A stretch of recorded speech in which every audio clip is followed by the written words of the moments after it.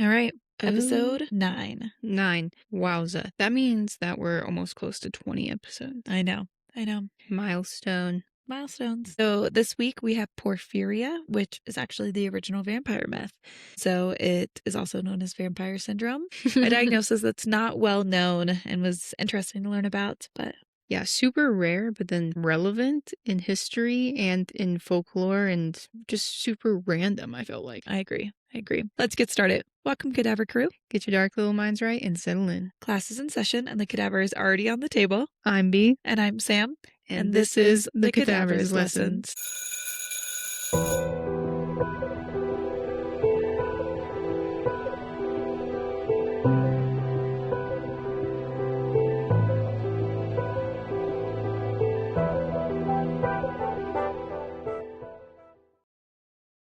So yeah, we're talking about Porphyria, the original vampire syndrome, or where kind of that idea comes from for things. And it affects primarily the skin and the nervous system, depending on the type, which we'll dive into today. When we're thinking about the vampire side of it, you're going to be thinking more about the skin. Actually, there's a lot of sides that are connected to the vampire side of it. Also, werewolf. More to come. Okay. Still matters today. It's a diagnosis that we should all be aware of as clinicians because our patients can present with this. It'll be funny once we get to the signs and symptoms of everything because basically any sign or symptom can mean this. And so talking about that, vague. It is super vague. And it's like they could be like totally manic and having psychotic systems, or they could be lethargic and comatose. And you're like, cool. So we'll talk about it. Vitals check. Yeah. So do you guys like Indian food? Man, because that shit is, as the kids say now, gas. Oh my God, I was going to say bangin'. I don't think that's what the kids say now. I think Indian food has officially surpassed my love for Thai food. I don't know. I love Thai food. Man, I think we just don't have good Thai here, but yeah. That's our good. We had some bangin'. We splurged a little bit and got ourselves a little Indian food. So that was amazing. Our bad. We broke our streak. We shouldn't have said it on the podcast. Yeah, that's what happened. Thanks, guys. Broke our streak. We ended up back in the ER vet this week. Another pup had a corneal ulcer, exactly what I thought she had, and couldn't make it to our vet opening, secondary to pain. She's on ointment. She's doing better. Yeah, she's on the up and up. She's wearing a cone of shame around the house, just knocking into everything, but she'll be okay. But definitely set ourselves up for that one. Yeah, we were like, guys, we haven't been to the ER. Nobody's been to the ER. And then life was like, here you fucking go. Yeah. That night, I got home from work at midnight. Didn't fall asleep till after 1. Our daughter was up from 2 to 4. And we were up essentially that whole time with her. Mm-hmm. And then right at 4 a.m., when we got our daughter down, was when our pup started having like acute worsening of her pain. So Bernie took one for the team, took her to the ER vet. Granted, I have been the one to always take the pups to the ER vet. And I was like, I'm not doing it this time. You can get the bad news. The vet was like, how familiar are you with corneal ulcers? And I was like, not familiar. Did you say, but my wife knows? It was too early in the morning. I couldn't. And he also, we've seen him before. He didn't recognize me, but he was one of the people with Loki. Yeah. Anyway, so they didn't get home from the vet until about 5:15 in the morning. I stayed up the whole time because I felt bad. And then Bernie went straight to work. So essentially I'd been up since 2 a.m. And I got to sleep from about 5:30 to 7:15. So I got about 3 hours of sleep. Yeah, buddy. Yeah. And then we just went and did it all again. Yeah. So needless to say, we're sleep deprived. Per usual. Yeah, as always. ER moments this week. I don't feel like I had any exciting cases. No, but you did tell me about a coworker that thought that one of her patients, or your patient? No, my patient. One of your patient had this. Yes. I had a patient come in this week with a sore throat and tea-colored urine. And I had not studied IgA nephropathy or glomerulonephritis since PA school, but he said those two things. And I was like, these are buzzwords. Like, give me a minute. Let me go do some research. And so I came around the corner to talk to my attending and was like, what do you think about these two words? And she was like, that's a buzzword. And then funny enough, she was like, there's something else that we're missing. And she was like, oh, it's this Porphyria? I was like, Porphyria? And she was like, yeah. I was like, it is so funny that you bring that up because we're actually recording a podcast on that this week. And it's not that. And it was not that. No, my patient did not have Porphyria. I don't know what he had. I sent him to urology. Yeah. Parenting chaos. Dropped our kid to one nap. Well, next week we'll let you know. Yeah, we'll let you know how it's going. Just happened, so. Just happened today. We'll see the effects. We'll let you know if we're even more sleep deprived on whatever day. What day? I don't even know what day it is today. It's Friday. It's Friday. Friday. Yeah. Here we go. Here we go. All right. Let's talk about porphyria. Let's talk about porphyria. Let's get started. So porphyria is when blood pigment hemoglobin is abnormally metabolized, and it causes a buildup of porphyrins in the body. And porphyrins are these things that are used to make heme, and we'll get more into that, into the exact pathophysiology. There's 8 different enzymes on this heme pathway, and so at any point there can be a breakdown in the pathway, and depending on where the breakdown is depending on what type of porphyria people have or don't have. And as I said earlier, it affects primarily the nervous system and the skin, and then has secondary effects on things like the liver. And like I said, there's a bunch of different types, which we'll talk about a little bit. I'm not going to do huge deep dives into. There's a lot. There's a lot, yeah. There's a lot. But that's the anatomy crash course for today. Easy stuff. We'll get more into the pathophysiology down on my side, but yeah, it's also genetic. It is genetic, yes. And it's very interesting because it can be passed autosomal dominant, autosomal recessive, and I believe X-linked recessive, which is very interesting. It's obviously depending on which type you have, depends on which way it can be passed down. But there's not a lot of things we see in medicine that can be passed down through so many different genetic patterns. And then there's also times when it's not passed down genetically, and it can happen because of different triggers, such as like medication, severe alcohol use, causing liver damage, environmental factors. Yeah. Just like random shit just turns it on. Yeah. And so just a super interesting disease to have so many mutation patterns. Yeah. It's really strange. Okay. So let's talk about the origin story, and then we'll connect it to vampires, or kind of, sort of. All right. So we're back on our Hippocrates kick. This guy.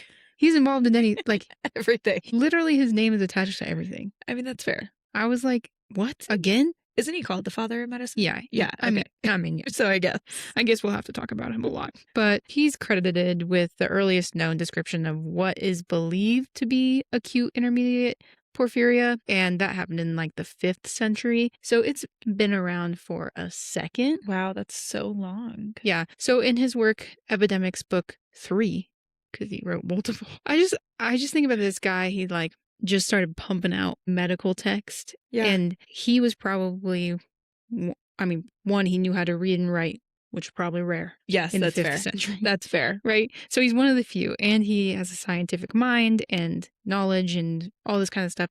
And I think he just is observing so much in civilization.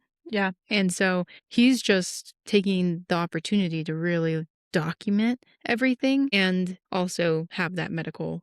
He also is trained medically. Yeah. And so I think he was just a really good recorder. I think that's probably what it was too. And there were no other great recorders at this time.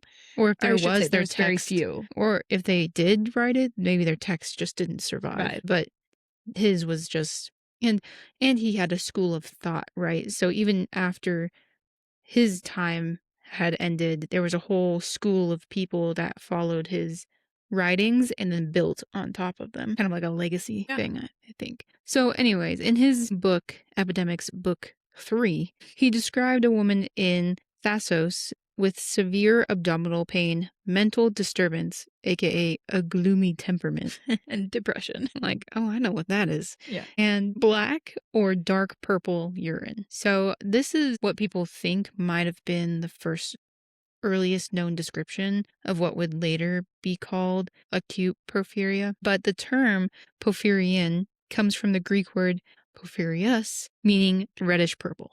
Okay.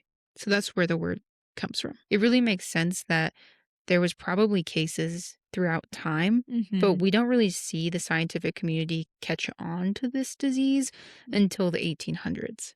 So between the 5th century and the 1800s, it's pretty much undocumented. Makes sense, though. I mean, nobody's understanding an inheritance pattern about this because it can be inherited so many different ways. It can just be triggered. It's a montage of symptoms. Yeah, it looks like anything else. You could probably, you're dehydrated enough and your pee looks a certain way. Yeah. It's also pretty rare unless you have a family that's in the spotlight that has genetics passing it down and you can see it, or it'll be focalized in a particular area where there's a small gene pool. Yeah. So unless you're seeing that, it's really hard to capture it and then know, that it's all connected. Yeah. So that connection really doesn't come till later. And then let's talk a little bit more about the color of blood and how this relates to the urine portion of it. So in 1841, there was a scientist that performed an experiment to show that iron was not the cause of the red color in blood, because that's previously it was believed that the iron is what caused blood to be red. And so he washed the blood with a concentrated sulfuric acid to separate the iron from the blood. So he was doing this experiment, put blood down, and then essentially just put the sulfuric acid on top, and then it separated the iron out. And then he treated that with alcohol, and the resulting residue was a reddish purple color stain. And it's not the iron that's turning the blood red. And that becomes important because then in 1844, this guy named Mulder determines that the chemical composition of the purple substance, and it's named hemetin. So we're getting, and this is kind of connecting to our other blood disorders that we talked about. Yeah. Hemophilia. It's all connected. And then he also made the connection that the hemetin took up oxygen. Which we now know is hemoglobin. Right. Yeah. Exactly. So they're making the connections here mid-18th century. Okay. Smart guys. I hate to admit it.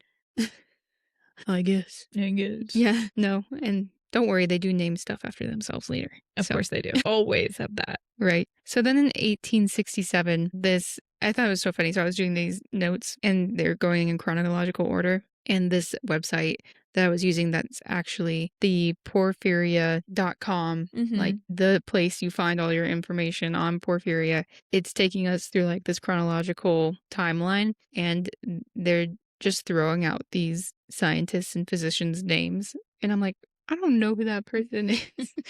And so then I have to look it up later and all this stuff. But they're just throwing out their names. And it's just so funny because it's a huge pool of people that were working on blood, essentially, and trying to figure out the components of blood. And so in 1867, J.L.W. Thidicum, that's a name. That's a name. Recorded and described the spectrum and associated fluorescence of red porphyrins in connection with his book on the analysis of urine. And then a few years later, this guy named Felix Hope Seller crystallized hemetin to demonstrate that in the crystallized form, you can differentiate one animal species from another. Really? Yeah. Do they just carry a different number of heme molecules or Yeah, I guess they the composition looks different. Interesting. Yeah. He then utilized a newly constructed gas pump, which he created, to insert oxygen into the compound, which he called oxyhemoglobin, and then renamed to hematoporphyrin. Then this is where we see the start of patient cases that really are being documented. So in 1874, J.H. Schultz, don't worry, there's multiple Schultz and other names in here. It's every physician and scientist has the same name. Described a patient case of a 33-year-old male who was suffering from skin sensitivity and an enlarged spleen and reddish urine since he was an infant. And so then Schultz named this condition Schultz disease. Tell me that's what it is. No. Pemphigus leprosus. I've never heard of it before. I don't know. It kind of sounds like leprosy. Yeah. So I'm wondering if it was connected to the skin sensitivity. Yeah. That they were trying to connect it. This was most likely the first documented description of photoporphyria. So there's lots of different kinds, like we mentioned before. Photo is more of the sun sensitivity one. So different symptoms, different classifications. Then in the 1880s, Mackman, another guy, described a patient's dark reddish urine.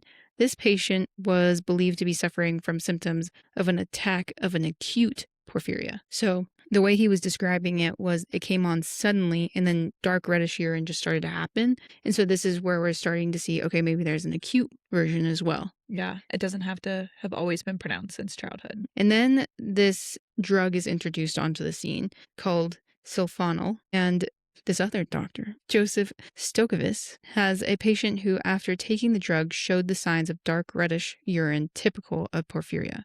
It's interesting, though, because I'm also were any of these this drug, and I don't know because I haven't looked into it, causing just hemorrhagic cystitis or something like that. But this is what's happening right now. This is what we're discovering. So I wonder how much got correctly linked and incorrectly linked. Yeah. And since we're looking at this retroactively, I think they're kind of connecting the dots for them. Who knows if this guy it does say he deduced that.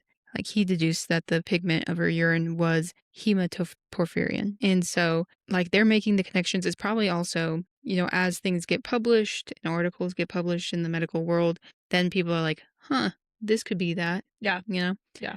And so this elderly woman specifically became paralyzed and died. Oh, bad times. Yeah. You get red urine and then You die. you die. Yikes. So not great. And then over the next few years, there's different types of porphyrin that get brought to the attention of the medical community. 1889, we then have acute hepatic porphyria, and the clinical description is described there, and the first case is described. And then in 1890, George Harley studies a 27-year-old who excreted reddish urine and an unusual nerve disturbance after taking that medication that I mentioned earlier. Okay. So now we're seeing these triggers, and they're really focused on this medication right now, but eventually we'll see other medications start coming in, and in some historical cases, some possible environmental factors. So I think they're trying to connect the dots here, and it's just really, really interesting. In 1898, P. McCall Anderson described two brothers who had eruptions with burning and pruritus on the sun-exposed areas of their skin, so severe that they lost part of their ears and nose. Goodness gracious. I know. This is like when you laugh when you hear people say, like, I'm allergic to sunlight. And you're like, no, you're not. Nobody's allergic to sunlight. Then you realize, yeah, there's some people definitely are. They also had super dark urine, and it was found that the urine of both brothers contained the hematoporphyrin group. It's also interesting to see how much of this was related to urine color changes, because you just think about, in a rhabdomyolysis, we see some urine color changes in menses and sometimes like testicular torsion or something like that, where there's blood loss going directly through and out the urine. There's so many things. And I know that we've described that this is retrospective and they're looking back at a lot of these case reports, but I do find it interesting how much they're centering around the urine when now we know how many things can cause urinary changes. Yeah, I think probably because it was the easy sign. Yeah. Like abdominal pain, constipation, things like that are really general symptoms, but blood-looking urine, that's weird. Yeah. And so probably just hooking on to that, or like light sensitivity, weird. Yeah, so disfigurements, super strange and super obvious. So I think that they're just hooking on to that. I don't know if I wrote it down, but there was multiple studies within like urinalysis books. We got a group of doctors that are really studying blood, and you have another group of doctors that's really studying urine. And so there's a lot of crossover, but there was a lot of writings in urine analysis and then a lot in blood. So it was kind of interesting, like two fields were trying to evaluate the disease on their own and together. So kind of interesting. And then in 1906, this is where we get our other medication causing acute porphyria, and that is a barbiturate. Ooh. So that's when first case of acute porphyria after a patient had a barbiturate. And I wonder which one. Probably one that's not on the market anymore. Yeah, probably can't get that one since that happened in 1906. Yes. And then in 1913, Dr. Frederick Meyer Betts injected himself. No, I thought we were done with doing medical experiments on ourselves. Come on. Injected himself with hematoporphyrins to determine the photodynamic impact. Well, let me just inject myself with this and see if I walk outside in the sunlight, if I blister and burn. Exactly. Wow, a friggin' genius. So he went out into the sun and he became so photosynthesized. All I can think about is this guy injecting himself and then going outside and being able to create his own photosynthesis. That would be a science miracle. Basically, he got fucked up out in the sun. And his skin became really sensitive to the sun. Yeah. Yeah. Really bad. And it's so swollen. His face got so swollen, he was unrecognizable. I bet you regret doing this now, don't you, brother? There's pictures online, actually. Oh, goodness. We'll post them. Yeah. And this effect lasted several months. Yeah. This isn't something that just goes away. Yeah. He ain't putting Aquaphor on that bad boy. Yeah. So it wasn't until 1923 that it was found out that this was an inherited metabolic problem. And then in 1937, 103 patients with acute porphyria are studied by testing their urine and noting the red color. They also discovered that asymptomatic family members of these patients also had the same reaction if they ingested small amounts of barbiturates or sulfonal. Yeah, I wonder if that's like sulfonal. It's interesting that hold on, let's look at when good old Gregory Mendel did his pea experiments. Okay, so this makes sense. So Gregor Mendel is like the father of genetics. He has a really cool backstory. He was a monk and he had these pea plants and he was like, why does this have this color and this? Yes. And so his work was 1822 to 18, well, he was alive from 1822 to 1884. So it actually makes sense that we're starting to catch on to these genetic things because this is known at this point, but still relatively new, but known for people to make these observations. Also, can we talk about how messed up it is that we just want to know if someone has this gene and it just hasn't been triggered yet? And so we're like, take this medication and let's see if it's painful for you or you have this dark urine when you go out. Like, to me, that's actually so unethical. Yeah. That we're putting these patients through this. Yeah. I don't know if, I think it was based on notes. Like, they were studied based on their patient notes. So they weren't like injecting them in. Okay. That's fair, I guess. But I mean, not that it couldn't happen. It probably did a time or two. We've seen some dark shit happen around here. Yeah. So in 1954, they classified Porphyrius according to the porphyrin content in the bone marrow and liver. And then in 1955, another group of scientists were able to show that individuals with excessive coproporphyria had a different hereditary form called hereditary coproporphyria. HCP. HCP, there we go. There we go. Ridiculous. These names are fucking ridiculous. I'm not joking. Who comes up with this compound word bullshit over here? So HCP is the autosomal dominant form of hepatic porphyria that is very similar to the acute intermittent porphyria, except that some patients develop skin photosensitivity too. So this is, you need like a friggin' web to connect all these symptoms and different types because it's so damn confusing. I agree. Yeah. And like I said at the beginning, the only difference is the 8 enzyme pathway. Which enzyme is being affected is what's causing this and changing the names. Like, hear me out. What about Porphyria 1 for enzyme 1? Porphyria 2 for enzyme 2, but they couldn't give us that on this one. No. So, interestingly enough, between 1956 and 1961, there was a report of an epidemic of PCT. Epidemic? Yeah. Interesting. Because this is not passed on through, like, it's not transmissible in the air from person to person in that sense. So we're families sleeping together. The gene pool is small. No, not this time. In 1954, the Turkish government distributed a supply of wheat seed that had been treated with fungicides containing 10%, I'm not going to be able to say this, so HBC. Hexachlorobenzene. What she said. Yeah. So basically, they're treating the wheat so that fungus doesn't grow in it. And then that causes an outbreak. Yeah. So the seed was intended for planting. So they were supposed to take the seed, plant it, and then grow wheat. But the shipment was too late and the planting season had passed. And since there was limited food supply in multiple Turkish provinces, the seed was then used for food production. It was never intended for that. Yeah. But because if it would have been planted, grown over time, and watered 100 times, people never would have been exposed to that high of a concentration. So as many as 5,000 individuals were reported to have been affected by the HCB-treated seeds. And some of these individuals had PCT-like syndromes as early as 1956, so 2 years later. Wow. Before this, acquired porphyria associated with exposure to environmental toxins was only observed in animals, not humans. Yeah, but now we know that it can be triggered. Though the reports from this time are somewhat incomplete, some accounts estimate that the amount of HCB ingested by the affected individuals ranged from 0.05 to 0.2 grams per day over a relatively long period of time before changes in the skin became evident. It makes sense. It has to build up. If it's supposed to be synthesized by the liver, broken down by the liver, and over time it's building up, but it's not, that's when we'll see these consequences of it. Yeah, it's just interesting that the Turkish government accidentally poisoned half their citizens. Yeah, so kind of crazy.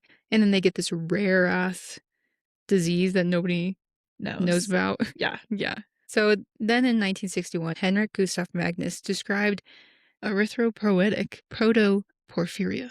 Quite the name. EPP. From here on out. Yeah. As a genetic disorder arising from impaired activity from ferrocholatase. Iron breaking down. Which is what adds iron to protoporphyrin to form heme. Nice. So that's in 1961 that That's they're so getting. recent. I know. Wow. Yeah. So imagine, like, there probably could be more of these bad boys lurking around. We don't want to know of anymore. Yeah. I don't want to know of any more. I don't want to be succumb to these words anymore. Absolutely not. No wonder this isn't well known. They made it too difficult. They made it too hard to say. Okay. Okay. So let's get to the more interesting part. Those are the scientific discoveries. Let's go. Blah, blah, blah. Now we get to the cool part. With less pronunciation.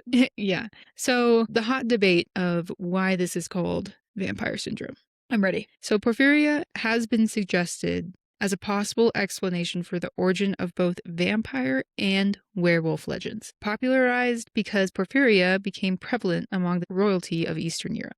So we're seeing it in the royal lines. And what always happens in royal lines? Incest. Incest. Yeah. So, and those royal lines, like if you're one royal line in England, right?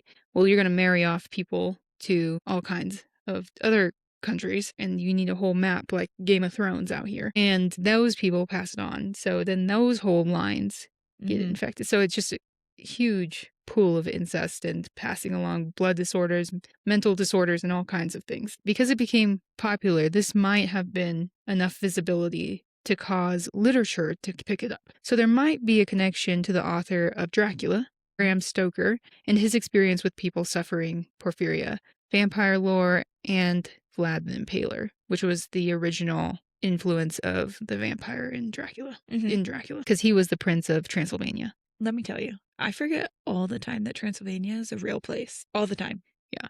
Yeah. Doesn't sound real. It does not sound real, but continue. Yeah. So between Vlad the Impaler and the kind of famous people suffering symptoms that they didn't know was called porphyria at the time, but kind of seeing it, and the vampire lore that already exists, this might have influenced his creation of the benchmark vampire. So how does it relate? Sensitivity to sunlight, that's an easy one, right? Extreme sensitivity to sunlight leading to facial disfigurement, blackened skin, and hair growth, which was the werewolf. Get hair growth all over your face. Yeah. Everywhere. Fangs. In addition to facial disfigurement, repeated attacks of the disease cause the gums to recede, exposing the teeth, which then look like fangs. Interesting. I don't think I saw that in my research. Yeah, I mean, this is like people are stretching. They're excited, okay? Yeah, blood drinking. How do we get the blood drinking? Because their urine is the blood color. Yep, because the urine of the persons with porphyria is dark red. Folklore surmised that they were drinking blood. I mean, duh. Of course, if your urine's red, you're drinking blood. And some physicians at the time did recommend that these patients drink blood to compensate for the defect of their red blood cells. But they prescribed animal blood, kind of like steak. Okay, that's disgusting, though, the way you put it like that. Drinking out animal blood? Or like eat a really, really raw steak. No. Aversion to garlic. Oh. The sulfur content of garlic could lead to an attack of porphyria, leading to very acute pain. Okay. They're really making these connections here. Yeah.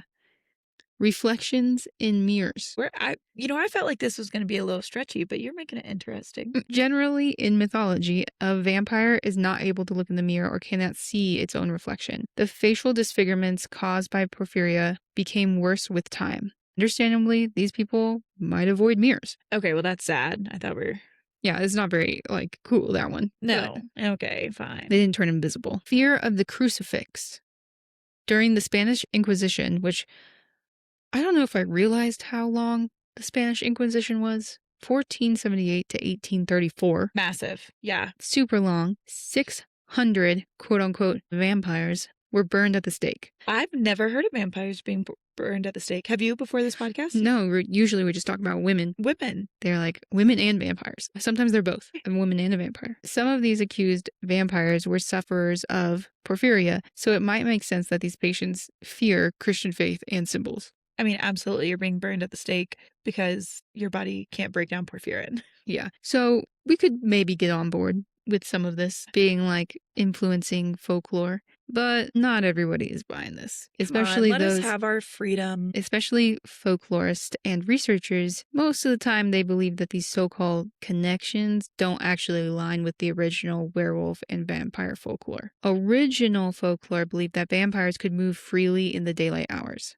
Okay, but now they don't, so... Well, I mean, I guess if you read Twilight, they can walk around in the sunlight. Remember, on sunny days, they go camping. They go camping. That's why they live in Seattle, because it's always Forks. They live in Forks, Washington. okay. Somewhere where it's not sunny. The Pacific Northwest. Yes. Where there's lots of clouds. Yeah. Yep. So original folklore before this mumbo jumbo that was kind of brought up was that they could move around in daylight hours. They were also described as looking healthy as they might have in life. So they're supposed to look alive. Like healthy, alive, just another person walking down the street. That's what makes them so dangerous. And then drinking blood does not actually help these things that Porphyria is talking about. Absolutely doesn't. Like oral ingestion is not going to help you regain your blood supply. No. So that's not going to work. In fact, you're going to look like you're having a GI bleed and we're all going to be very scared. Yeah.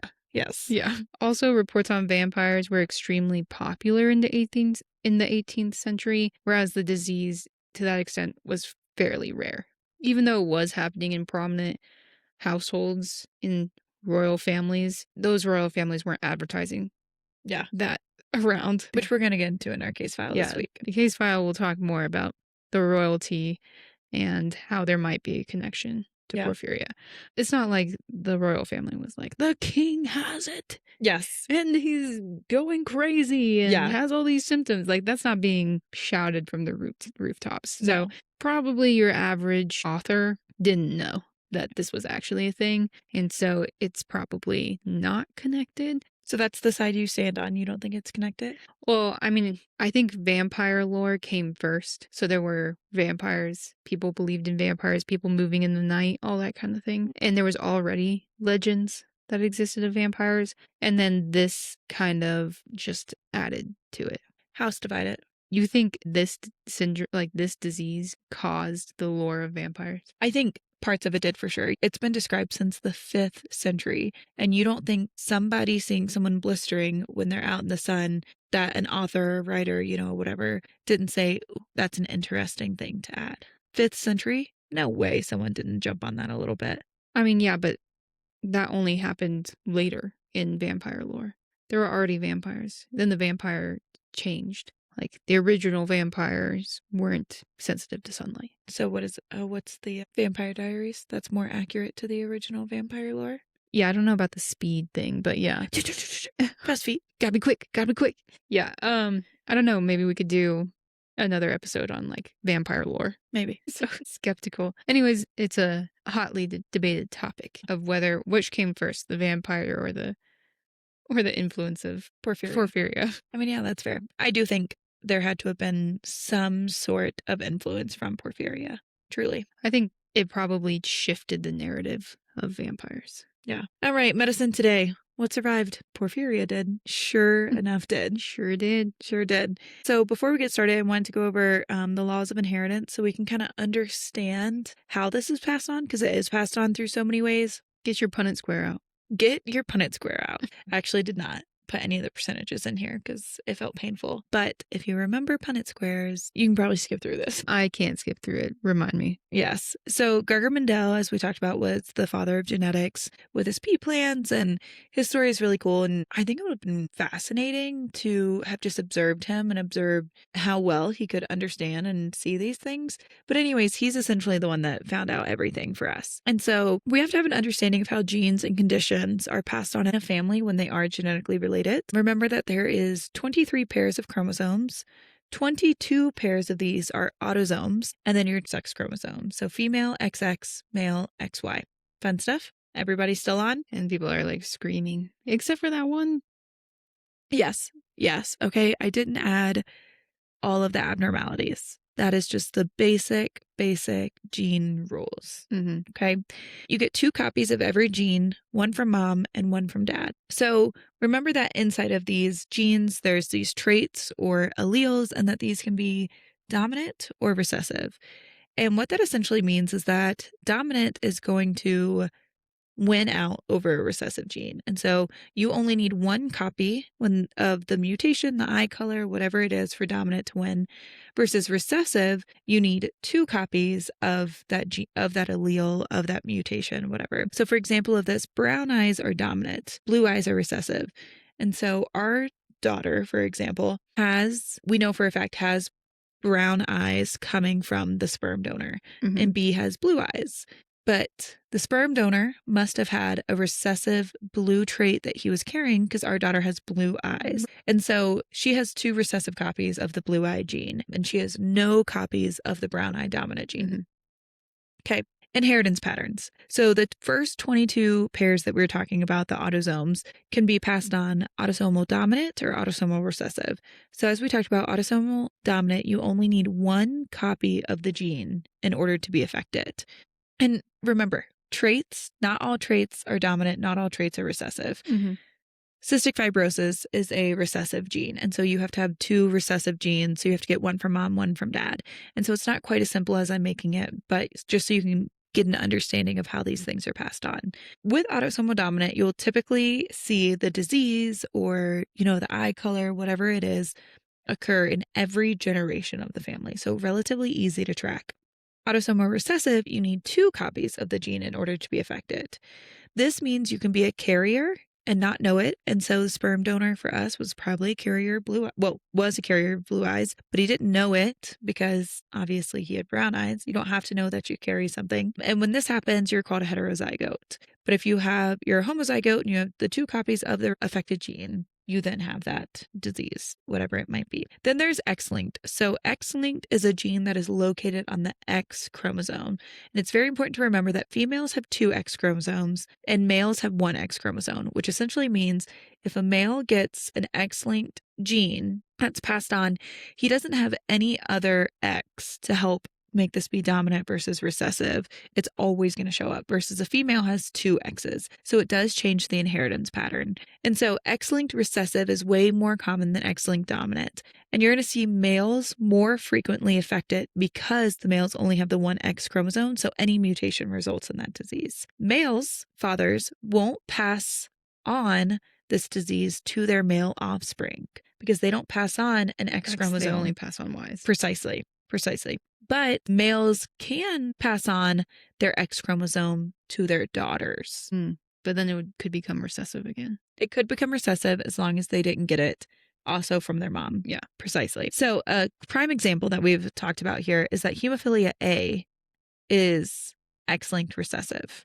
Obviously, we've talked about it from the blood transfusion cases, but that is that inheritance pattern. And then X-linked dominant, you only need 1 copy in order to visually see the mutation of the X-linked gene. So this means that both males and females are affected in each generation. All good? Yeah. Am I making sense? Yeah, makes sense. All right. It's just really hard to do without a Punnett square. I agree. And I thought about putting if mom's a dominant or mom is a heterozygote and dad is a homozygote, what are your chances of getting this? And I was like, actually, no, let's not do that. Because there's so many different inheritance patterns, it would take forever to get through. Oh, for sure. Yeah. But Punnett squares, they were fun when they were only a 2x2 box. Yeah. And then in my genetics class in college, when it became like an 8x8 box, I was not interested in genetics anymore. Yeah. Take me out of that. Yeah. And then there's this newer understanding that we have called mitochondrial inheritance, which actually I was never taught when I was in school. So it is pretty new. But the mitochondria is the powerhouse of the cell. Everyone should know Everybody knows that. And they have their own DNA with 37 genes. Mitochondrial inheritance is only passed on through the mother. And so only egg cells contribute mitochondria to the developing embryo.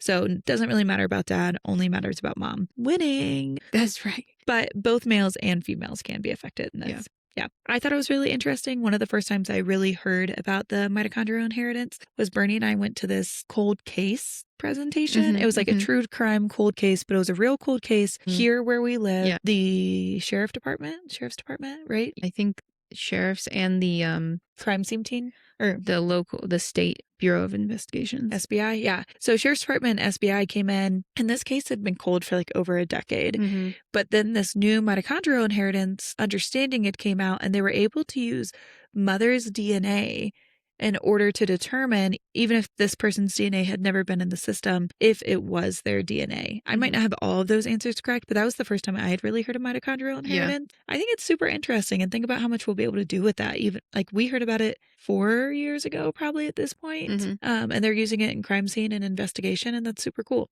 Yeah. Yeah. Interesting. All right. Watch out, criminals. Yeah. We're coming for you. Not us specifically, but like maybe. I mean, who knows? Who knows?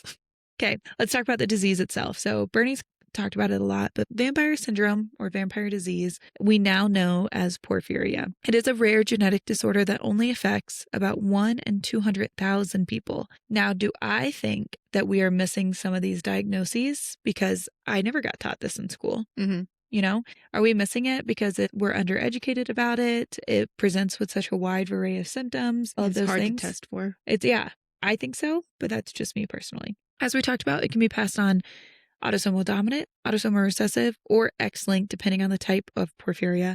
And then we also talked about it can just occur because of risk factors and liver buildup and all that fun stuff. So what occurs is these polyphierins build up, and this causes nervous system effects and skin blistering or like sunlight sensitivity. Polyphierins are molecules that undergo a series of reactions catalyzed by enzymes in order to create heme. Am I going all the way through the heme pathway? Absolutely not, because nobody would listen. But remember, you need heme in order to create hemoglobin and thus red blood cells. So obviously this is vital in the production of our cells, of staying alive, all of those things. There are 8 different enzymes that turn porphyrins into heme. A shortage or change in any of these enzymes causes a buildup of these porphyrins. And which enzyme is affected determines which type of porphyria somebody has. Anywhere on that pathway, it can get messed up.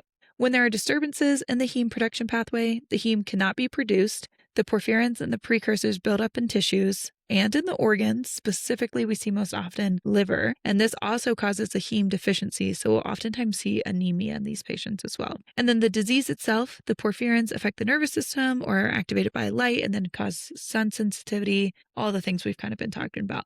But that's what we know about the pathophysiology so far.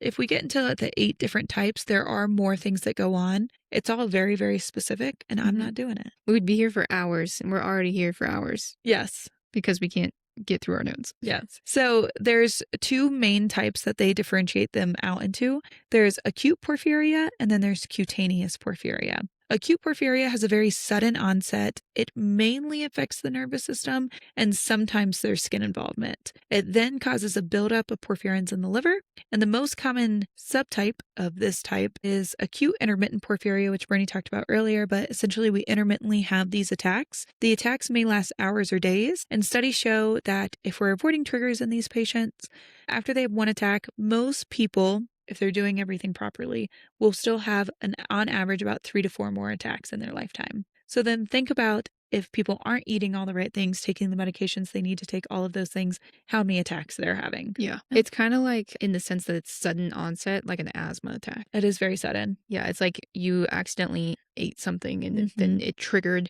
this huge reaction, like almost like an allergic or an asthma attack or something like that. Yeah. And then you get these symptoms that are just horrible. Horrible. Yes. Which we're going to get into the symptoms. Then there's the cutaneous porphyria, which mainly involves the skin and does not typically involve the nervous system. It builds up in the liver or the bone marrow. And the most common type of this is Porphyria cutanea tarda. And this is an acquired form. It is not passed down genetically. It's caused solely by triggers. So I thought that was interesting that the most common subtype of this cutaneous porphyria is actually not genetic whatsoever. The most common type of cutaneous porphyria in childhood is the erythropoietic protoporphyria that Bernie was talking about earlier. But this EPP. Yes, but this is actually even more rare. But it is the most common type in childhood. Yeah. Okay. Risk factors. We've obviously talked about the genetic risk factors, but also environmental factors might trigger symptoms. And that can be in patients that genetically are already exposed to the disease. And then this causes the flares, or patients that it's an acquired form 100% and they never were genetically predisposed. Yeah, I always think of stuff like this with genetics, like light switches.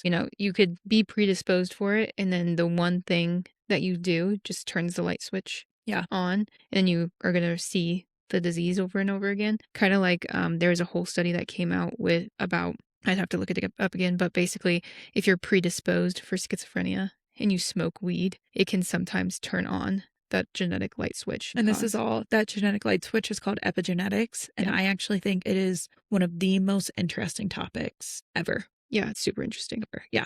So different risk factors: exposure to sunlight, medications, even stuff as simple as oral birth control pills, sedatives, and a part of that barbiturates, which Bernie already talked about. And it kind of makes me scared because we do have to use sedatives in healthcare a lot, not just in the emergency room to get someone to calm down, but also going for surgery for an operation, whatever it might be, and they use a sedative, and this causes a trigger for you. Hormone changes during menses can cause it. Women, we never get a break. Awesome. Just add it to the list. Drugs, alcohol, and smoking. And then immense physical stress like severe infections, severe illness, a large surgery that caused the stress on the body. Yeah, that's why this one is so weird, because it's like literally Montage. anything. Yes. You can get it at any time. Yep. And it's not just genetic. So you're literally just hope it doesn't happen. I agree. Yeah. So signs and symptoms among all types of porphyria, we're seeing the red, brown, purple urine that Bernie has already talked about. Once again, we can see that in other diseases. So this is not a slam dunk diagnosis when you see urine changes. And specifically the acute porphyria, these symptoms appear very quickly and are very severe for these patients. So oftentimes they're complaining of immense abdominal pain, chest pain, back pain, extremity pain, basically just a few bodily pain.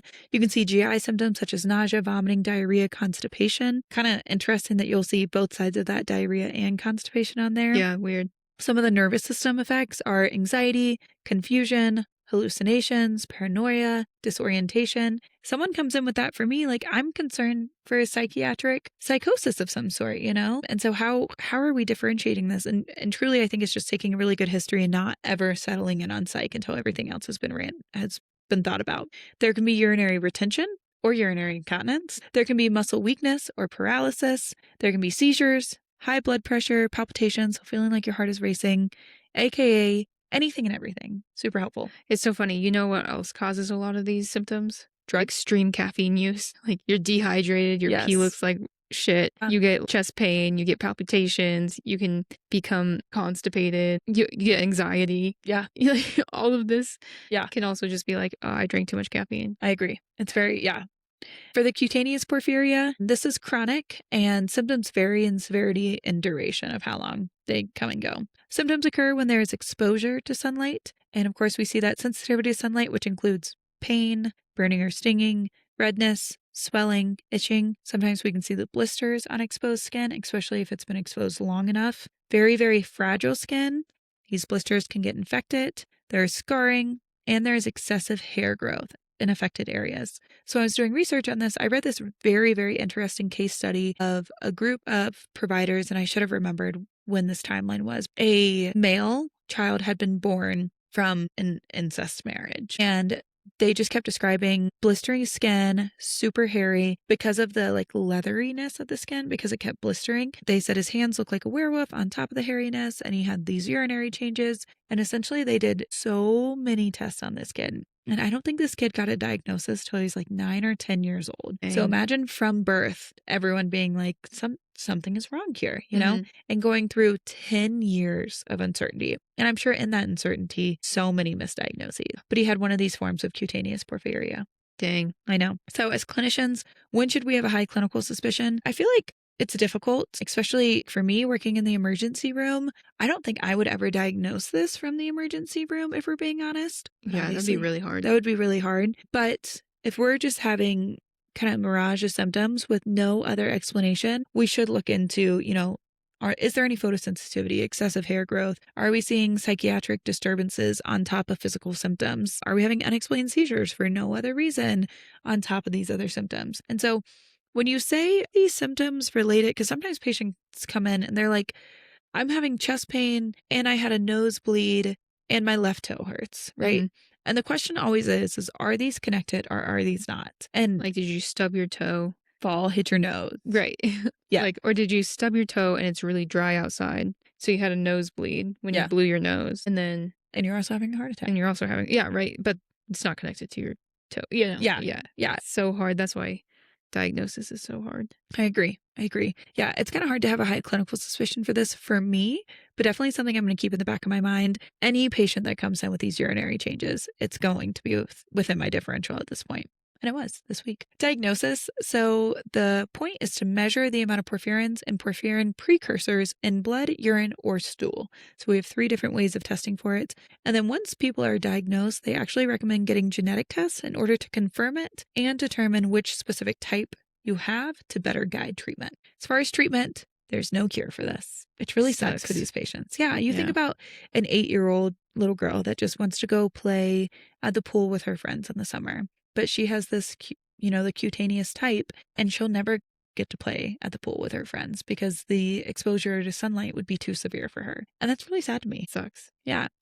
So it's all about treating symptoms as they come, managing symptoms as they come, avoiding triggers. There are a few things, though, that we are doing for these patients. So in the acute type, we are doing heme injections. It's a form of heme that limits the body's production of porphyrins. You can give dextrose, so sugar water, via IV, as we talked about the symptomatic management. And then in specifically acute hepatic porphyria, there is a drug that is a monthly shot called givosiran. I might be pronouncing that wrong, but it's relatively new, that reduces the number of porphyria attacks. There are some clinical trials. There's one that's in trials right now that I should have wrote down the name of, but that is a once daily pill. So instead of having to go in for a shot, that limits the numbers of attack. And then there's 2 more, I think one was an injection and one was a pill, that's working on specifically to limit sunlight sensitivity. Yeah, it is interesting though, because we talk about medical research and like the funding required for that medical research, and this is relatively rare. Mm-hmm. And so I imagine it takes so much longer to get these agree. medications put together and understanding of the symptoms and all that kind of stuff, because it's not on the priority list for agree. researchers to go accomplish that, because Yeah. it's like, oh, it's 1 in every 200,000. Like, we got to go do cancer. Yes. Yeah. So it sucks for the people that are suffering with it, that they know that, answers are not going to come easy. I agree 100%. And the cutaneous type, we talked about this in a previous episode, but first line treatment is phlebotomy in order to reduce the iron in the body to decrease porphyrins. Typically, for most patients, unless there's something severe about it, it's 1 pint of blood every 2 weeks until iron levels are at goal. And if you think about like having to take off work for half an afternoon every 2 weeks, blood drawn. Yeah. No, to flip. I mean, to essentially donate blood, Yeah. That's how much you're getting rid of. Yeah. Yeah. It's a lot. And then there's also Plaquenil or hydroxychloroquine, which aids in the absorption of excess porphyrins. And this is also the same medication that's used to treat malaria. Fun fact. 2 in 1. 2 in 1. It's used for a lot of stuff. Complications that we're seeing from these patients. In the acute phase, some patients are needing breathing support. Patients are oftentimes needing anti-seizure medications and precautions, blood pressure management, and then long-term complications with repeated attacks, long-term pain, chronic kidney failure, liver damage, and liver cancer. And we don't have a cure for this, so I wonder how many people are getting to that point. With the cutaneous, we're seeing permanent skin damage in patients, which is really sad because you think about, like you said with the mirrors, this is progressively getting worse and worse and worse. And the way we view ourselves is so important to our mental health. And there's nothing that these patients can do about it. I'm sure they're already isolating themselves because they can't go out in the sun, and then it further isolates. Yeah. It's just an awful feedback loop. Skin blisters can become infected, which we talked about earlier, and there's an increased risk of liver damage or cancer for the cutaneous form as well. So that's vampire syndrome. Exciting stuff. Yeah. Exciting. Exciting. Yeah. For the ethical discussion today, or the ethical autopsy today, I really wanted to talk about from the medical side of things, less than the history side of things, because there's not a lot in history that we did per se wrong in this. Do you agree? Yeah, it was just a slow discovery. Yeah. I mean, maybe in the sense that we were possibly treating these people that were suffering like vampires. Yeah. And being like, oh gosh. I guess burning people at the stake is also a little bit of an ethics issue. Spanish Inquisition. These people are peeing blood. Yeah. You know what we should do? Burn them at the stake. Yes. Yes. So from more recently, my issue is there's likely a delay in diagnosis for these patients due to how rare it is and the misunderstanding, which I've kind of talked about. And I'm sure as it's being diagnosed, patients are receiving unhelpful or even contraindicated medications that might cause for it to be worse. I mean, you think about if someone comes in psychosis secondary to porphyria, and we feel like they are a danger to themselves or to others, and we give them, I don't often order barbiturates for this, but we give them a barbiturate in the emergency room. We could possibly make this so much worse for them. Yeah. And in this time, they're oftentimes suffering from repeated attacks, which is really sad. Kind of alluded to this, but symptoms are oftentimes including psychiatric manifestations. And this so often lowers the credibility of patients when they come through to get help. Mm-hmm. And so, once again, results in a delay in care, results in not taking them and their pain seriously, and all of those things. Yeah, the stigma of psychiatric health is just Awful. so bad. So bad. And it's just like willingness of providers or staff to help those patients just gets so low because they're like, ugh, Yeah. I gotta deal with Yeah. this again. Yeah. And We had a it's patient in the ER yesterday throwing chairs and took the door off the thing. So we have sliding doors, and we actually had to call 911 mm-hmm. to take him because there was actual danger. Yeah. Yeah.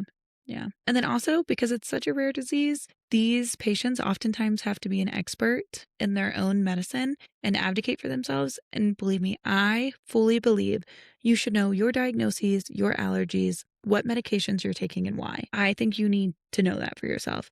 But it's also not their job to teach me about their disease. So oftentimes, if a patient comes in and has something that I'm not as familiar with, I will be honest with them and say, I haven't thought about this since I graduated school. I've never heard of this. Tell me it again. I'm going to go do my own research. But sometimes people are like, oh, tell me about it. And they almost expect the patient to educate them in this disease. And it's not the patient's job. Yeah. I know. So obviously, like, cut the disease. Yeah. Keep the vampire and werewolf lore. Especially for this month. Right. For all, you know who you are. Yes. Yes, yes. All right. Listener question. I had 2 this week. A, for my medical friends, at what point do we start thinking about our zebra diagnoses? We're always taught in PA school, the most likely is the most likely. Or we're always taught, I assume, in most of medicine, the most likely is the most likely. Treat what is most common, what it should be doing this. But at what point do we say, the extensive testing that I need to do in order to diagnose this is worth this patient getting answers? Because it can't be every patient. Can't test every patient for porphyria. I doubt my ER even has the means to do that, my lab. But also, at some point, patients need answers. And so just keeping that in the back of our mind, no, we can't order a full panel of everything on every patient. But there does come a time when we have to say, it's not something that I've thought about yet, and I need to expand my differential. Well, I think that's why, like, the, what's it called? Concierge medicine becomes so popular in patients that have been through the medical system so many times and haven't seen the results they like. And so then they go to the more flexible institutions that allow them to do full body scans, full blood work. And they're paying a ridiculous amount of money. Out of pocket most of the time. But they also have a doctor on call. 24/7. But it just sucks that means you have to have the means to go do that. And lots of people don't have the means to drop that kind of cash to get a full body CT scan or MRI or whatever, or get blood panels galore. Yeah. So, yeah, it's hard.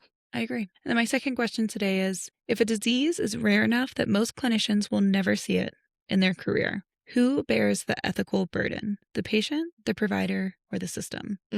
That's tough. That's tough. I think the provider. And that's coming from a provider. Our job is to be educated. Our job is to look up things when we don't know the answer to them, to reach out to colleagues and say, this isn't making sense to me. Help me. I think it comes down to the providers. Yeah, but I think that the provider has to be in a system that allows for that conversation to happen. I agree. If you're only having 15-minute appointments and you're booked from 7 a.m. to 5 p.m., when are you ever going to have time to call a colleague, to look this up, to ask these questions? So I agree with that. Yes, I think that is what a provider is intended to do, is to go find the answers for the patients. And the patient's job is to go and be honest. But you can't even think about that if your system is pushing you to the brink of burnout because you're seeing 25 patients in a shift. I agree with that. Yeah. Yeah, I agree. We all know our healthcare system here in the States is quite broken. Leaves something to be desired for sure. We'll end on that note. Yeah. So we got this new thing called Linktree. Yeah. You may have heard of it. I don't know.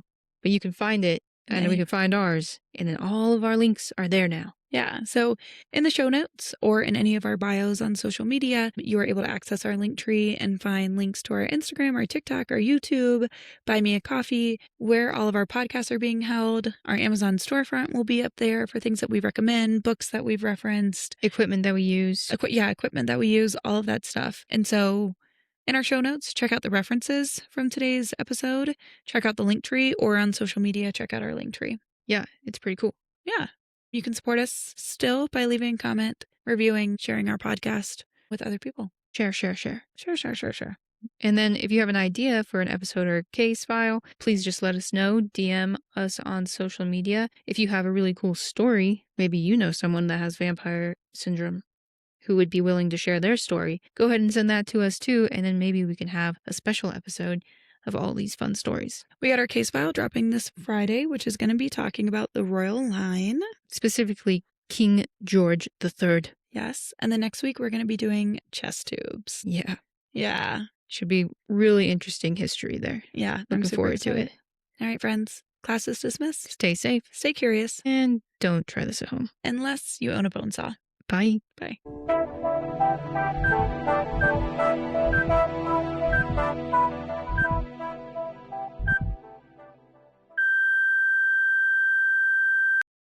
This podcast is for educational and entertainment purposes only. We discuss the history of medicine, not your personal medical situation. Nothing you hear on this show should ever be taken as medical advice, diagnosis, or treatment. Some of the information discussed may be incorrect or become outdated over time. We do our best to stay current with medical knowledge, but medicine changes quickly. Additionally, because we do not work in every specific field we discuss, there may be times when we misspeak or misinterpret information. We're all human and we're doing our best for the podcast. Every medical case is unique, and your health decisions should always be made in consultation with your own qualified healthcare professional. If you have any questions or concerns about your health, please reach out to a licensed provider who can give you guidance based on your individual needs.